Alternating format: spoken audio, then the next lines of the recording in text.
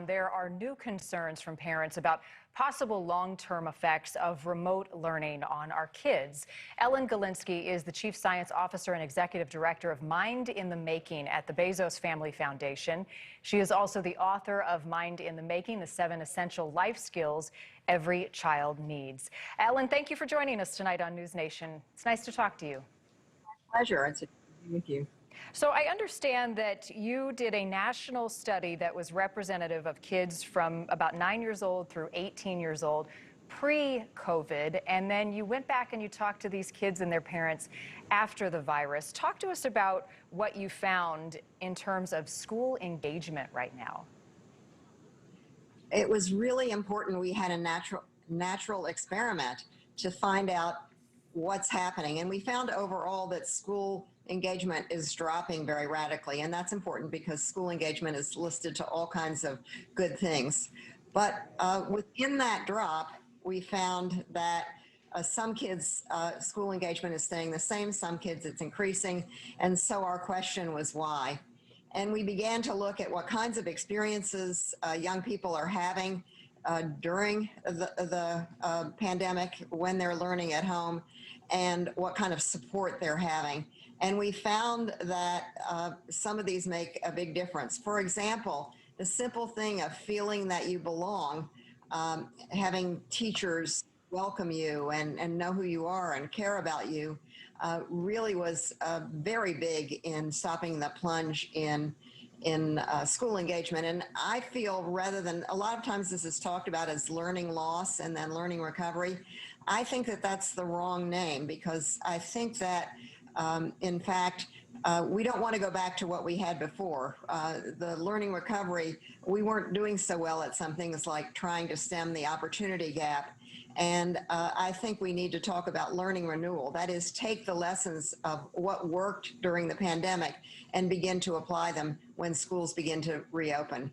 Ellen, I want to go back to what you just said there in one of your findings. I do think it's very interesting. You said students who feel they belong are doing better. So I think the real question here is, what can teachers do to make sure that students feel as though they belong? Because so many are independently learning in front of a screen in their bedroom. Well, we didn't find that whether you're learning independently or in less, asynchronous or synchronous learning situations, whether you're completely on your own or whether you're relating to the teacher, was one of the key drivers. It was belonging. It was the teacher who makes you feel that you're connected. We also found that the kind of work that teachers give you to do matters. For example, if you have choices in projects and assignments, that matters. We also found that having group discussions with the teacher where it's interactive and group discussions with other students also matters. So this is the beginning of a detective story. We're beginning to look at how we can create learning renewal, both now and then post-pandemic. And Ellen, I mentioned you have 7 essential skills that you talk about. How do those apply to kids and their learning, and how can we help really instill those skills in our youth? This is a journey. This is another question that I've been following, this one for 20 years, which is we and others have found that school engagement has dropped and that only about 40 to 60% of young people are engaged in school. We know that kids are born learning. You can't stop them. So what do we need to do to keep that fire for learning that's burning when children are born? What do we need to do to keep that fire burning brightly? And so I found that skills, I call them life skills, they're based on executive functions of the brain, are really critically important. Things like being able to pay attention, but in an engaged and meaningful way. That's focus and self-control is really important. Understanding what you think and believe and what others think and believe. Perspective taking is really important. Taking on challenges, trying that next hard thing, also really important. And these are things that don't cost any money. Any teacher, any parent can do them.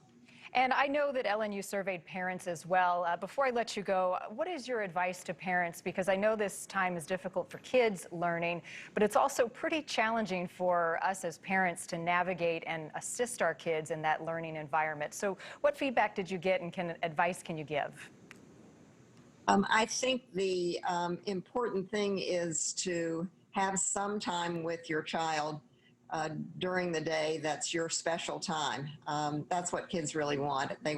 I did one study once where I asked a nationally representative sample of kids if they could make one wish to improve how their mother's or father's work affects their life. And in that study, kids said it wasn't the time, it was that they were stressed and tired. So find moment, and it doesn't have to be every minute, every day. Absolutely not. You can do this in the everyday moments that you already have, but find the time to be interested in your child, to talk to your child, to help your child look at the world as others see it. That would be perspective taking, and how you see it, to help them try that math problem that's too hard. Share what you do to try something that's hard.